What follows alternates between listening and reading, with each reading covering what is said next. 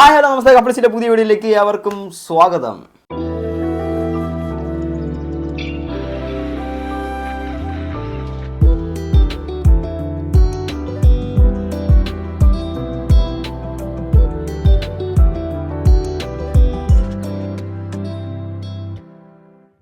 അപ്പൊ ഇന്നത്തെ പരിപാടി എന്തിനാണ്? ഇന്നത്തെ പരിപാടി എന്ന് പറയുമ്പോൾ ഇന്നത്തെ പരിപാടി നോക്കണം.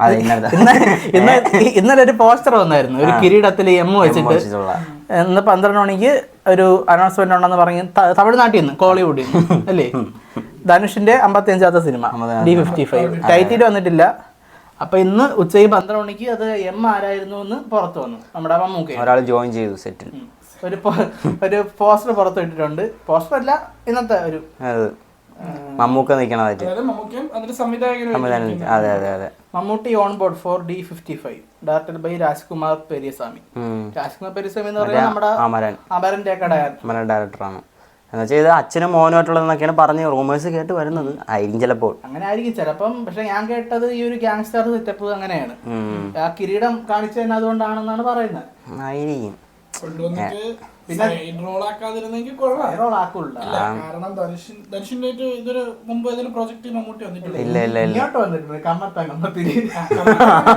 അയ്യോ അത് പറയണ്ട.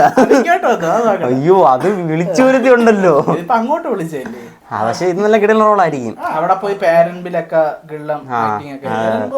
ഞാൻ പറഞ്ഞത് ഇപ്പം ധനുഷിന്റെ ഒരു സിനിമയില് ജോജു പീക്ക് ടൈമിൽ നിന്ന സമയത്ത്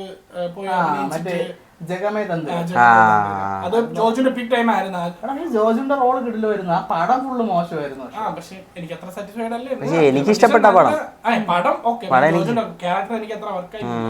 ഇത്രയും മെഗാസ്റ്റാർ ആയിട്ട് നിൽക്കുന്ന ഒരാളായിട്ട് സൈഡ് റോൾ കൊണ്ടുവന്നിട്ട് നല്ലോണം യൂസ് ചെയ്താൽ മതി, അത്രേ ഉള്ളൂ. തമിഴ്നാട്ടുകാർ ഒരിക്കലും അങ്ങനെ നമ്മുടെ ഒരു അതാണ് മറ്റേ നെൽസൺ തന്നെയാണ് ലാലെണ്ണ കൊണ്ടുവന്നിട്ട് സെറ്റായിട്ട് ആക്കിയില്ലേ.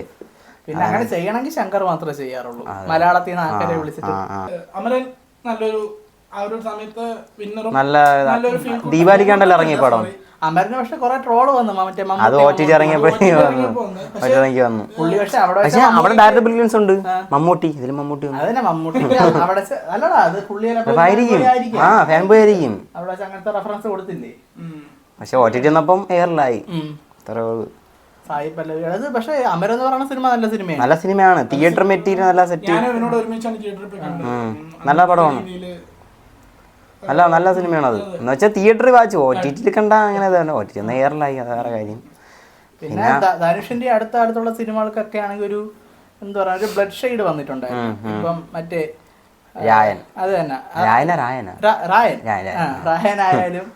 പിന്നെ മറ്റേ അസുരനായാലും കുബേരൻ. പക്ഷെ കുബേരൻ എനിക്ക് ഇഷ്ടപ്പെട്ട പടം. നല്ല എനിക്കൊരു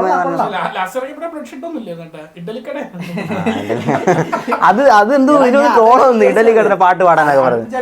ധനുഷിന് ഒരു പേരുണ്ടായിരുന്നു, എല്ലാ വയലൻസ് സിനിമകളും പേരുണ്ടായിരുന്നു. പക്ഷെ ധനുഷിന് ഒരു പീക്ക് സമയം ഉണ്ടായിരുന്നു. അത് തന്നെ മറ്റേ VIP സമയം. അപ്പൊ എന്തായാലും D55 ടൈറ്റിൽ അനൗൺസ്മെന്റ് എന്നാണെന്നും പറഞ്ഞിട്ടില്ല. എന്തായാലും നമുക്ക് ഞെട്ടിക്കുമെന്ന് പ്രതീക്ഷിക്കാം. അതെ, നല്ല റോളായത് വരട്ടെ. അത് തന്നെ. അപ്പൊ അത്രയൊക്കെ പറയുള്ളൂ. അത്രയൊക്കെ ഉള്ളൂ. പുതിയൊരു എപ്പിസോഡിൽ പുതിയ വിശേഷങ്ങളായിട്ട് നമുക്ക് വീണ്ടും കാണാം.